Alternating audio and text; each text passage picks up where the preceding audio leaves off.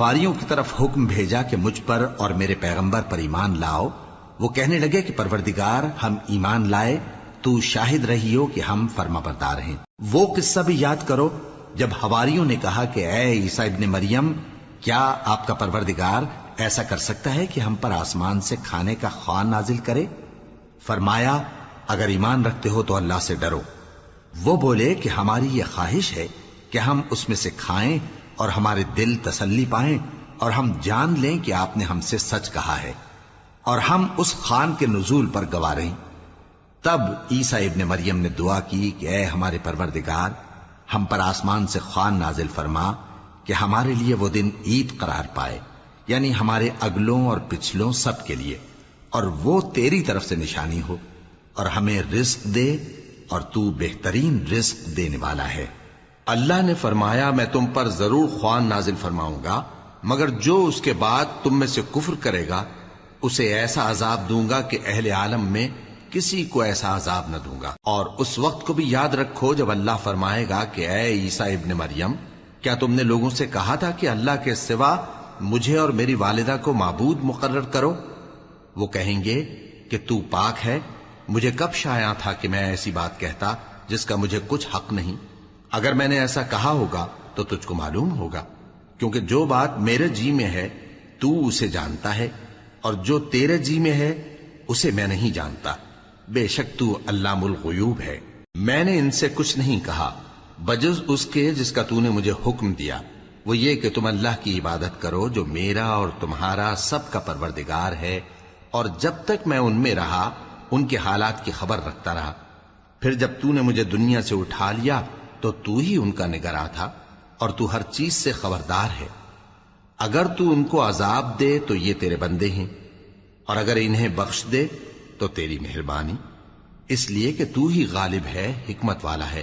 اللہ فرمائے گا کہ آج وہ دن ہے کہ سچوں کو ان کی سچائی ہی فائدہ دے گی۔ ان کے لیے باغ ہیں جن کے نیچے نہریں بہ رہی ہیں، ہمیشہ ہمیشہ وہ ان میں بستے رہیں گے۔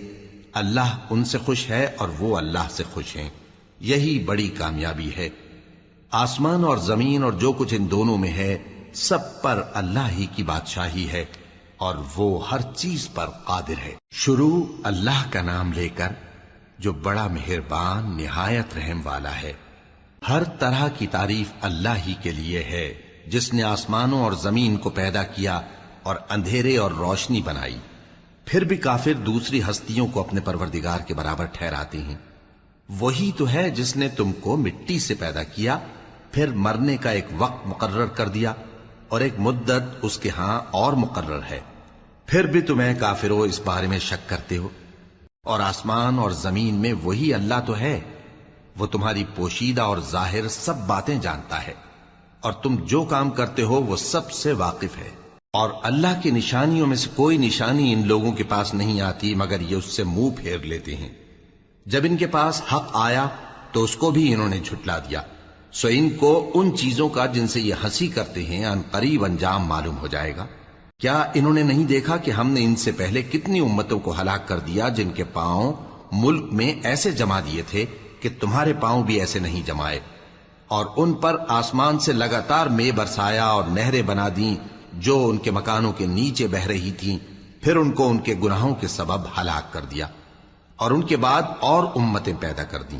اور اے پیغمبر، اگر ہم تم پر کاغذ میں لکھی ہوئی کوئی تحریر نازل کرتے اور یہ اسے اپنے ہاتھوں سے ٹٹول بھی لیتے تو جو کافر ہیں وہ یہی کہہ دیتے کہ یہ تو صاف صاف جادو ہے، اور کہتے ہیں کہ ان پیغمبر پر فرشتہ کیوں نازل نہ ہوا جو ان کی تصدیق کرتا، اور اگر ہم فرشتہ نازل کرتے تو کام ہی فیصل ہو جاتا، پھر انہیں مہلت بھی نہ دی جاتی۔ نیز اگر ہم کسی فرشتے کو بھیجتے تو اسے مرد کی صورت میں ہی بھیجتے، اور جو شبہ یہ اب کرتے ہیں اسی شبے میں انہیں ڈال دیتے۔ اور تم سے پہلے بھی پیغمبروں کے ساتھ ہنسی ہوتی رہی ہے، پھر جو لوگ ان سے ہنسی کیا کرتے تھے ان کو ہنسی کرنے کی سزا نے آ گھیرا۔ کہو کہ ملک میں چلو پھرو، پھر دیکھو کہ جھٹلانے والوں کا کیا انجام ہوا۔ کہو کہ آسمان اور زمین میں جو کچھ ہے کس کا ہے؟ کہہ دو اللہ کا۔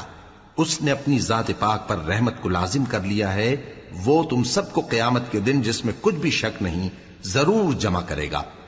جن لوگوں نے اپنے آپ کو نقصان میں ڈال رکھا ہے وہ ایمان نہیں لاتے، اور جو مخلوق رات اور دن میں بستی ہے سب اسی کی ہے، اور وہ سنتا ہے جانتا ہے۔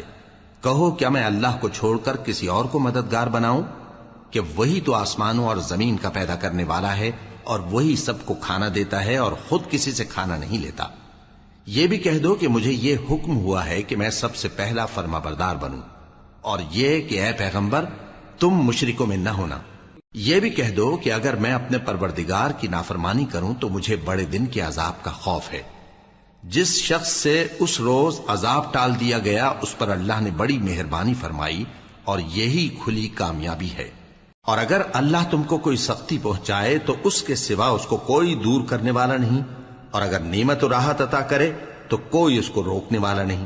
وہ ہر چیز پر قادر ہے، اور وہ اپنے بندوں پر غالب ہے، اور وہ دانا ہے، خبردار ہے۔ ان سے پوچھو کہ سب سے بڑھ کر قرین انصاف کس کی شہادت ہے؟ کہہ دو کہ اللہ ہی مجھ میں اور تم میں گواہ ہے، اور یہ قرآن مجھ پر اس لیے اتارا گیا ہے کہ اس کے ذریعے سے تم کو اور جس شخص تک وہ پہنچ سکے آگاہ کر دوں۔ کیا تم لوگ اس بات کی شہادت دیتے ہو کہ اللہ کے ساتھ اور بھی معبود ہیں؟ اے پیغمبر کہہ دو کہ میں تو ایسی شہادت نہیں دیتا۔ کہہ دو کہ صرف وہی ایک معبود ہے، اور جن کو تم لوگ شریک بناتے ہو میں ان سے بیزار ہوں۔ جن لوگوں کو ہم نے کتاب دی ہے وہ ان کو یعنی ہمارے پیغمبر کو اس طرح پہچانتے ہیں جس طرح اپنے بیٹوں کو پہچانا کرتے ہیں۔ جنہوں نے اپنے آپ کو نقصان میں ڈال رکھا ہے وہ ایمان نہیں لاتے۔ اور اس شخص سے زیادہ کون ظالم ہے جس نے اللہ پر جھوٹ باندھا یا اس کی آیتوں کو جھٹلایا؟ کچھ شک نہیں کہ ظالم لوگ کامیاب نہیں ہوں گے۔ اور جس دن ہم سب لوگوں کو جمع کریں گے پھر مشرکوں سے پوچھیں گے کہ آج وہ تمہارے شریک کہاں ہیں جن کا تمہیں دعویٰ تھا، تو ان سے کچھ عذر نہ بن پڑے گا، اور بجز اس کے کچھ چارہ نہ ہوگا کہ کہیں اللہ کی قسم جو ہمارا پروردگار ہے ہم شریک نہیں بناتے تھے۔